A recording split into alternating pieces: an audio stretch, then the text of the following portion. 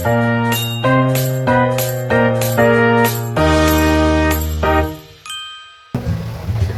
perkenalkan nama saya Maria Fanjul Widiawan dari program studi bimbingan dan konseling.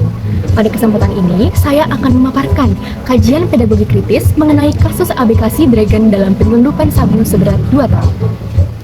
Kasus ini menjadi perhatian publik karena melibatkan seorang anak buah kapal atau ABK yang dituntut hukuman mati akibat keterlibatannya dalam penyelundupan narkotika dalam jumlah yang besar.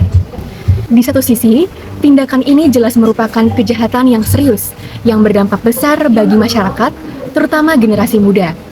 Namun, di sisi lain, muncul pertanyaan penting, yaitu apakah ABK tersebut merupakan pelaku utama atau justru korban dari jaringan narkotika yang lebih besar.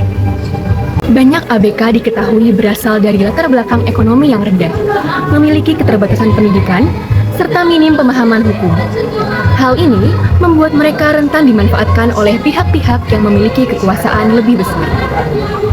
Jika dilihat dari perspektif pedagogi kritis, kita tidak hanya melihat individu sebagai pelaku, tetapi juga melihat sistem yang mempengaruhi tindakan tersebut.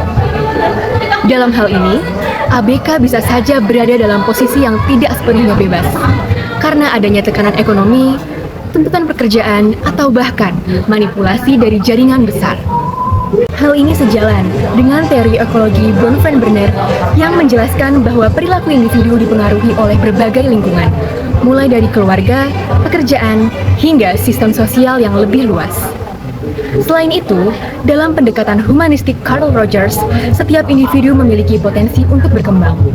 Namun potensi tersebut bisa terhambat jika individu berada dalam lingkungan yang tidak mendukung.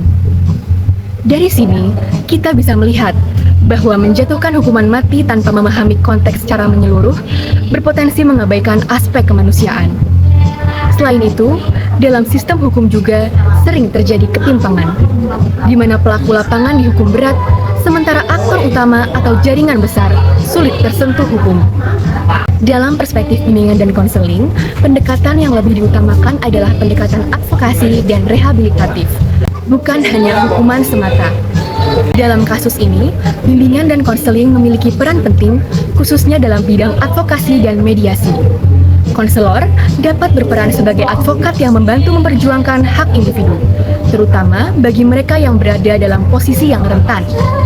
Selain itu, konselor juga dapat memberikan pendampingan psikologis, membantu individu memahami situasi yang dihadapi, serta melakukan upaya pencegahan melalui edukasi tentang bahaya narkotika dan kesadaran hukum.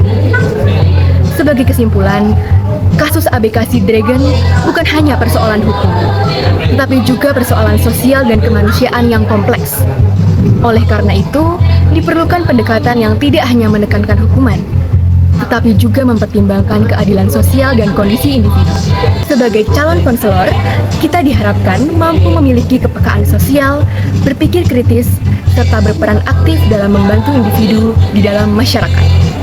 Terima kasih atas perhatian yang diberikan.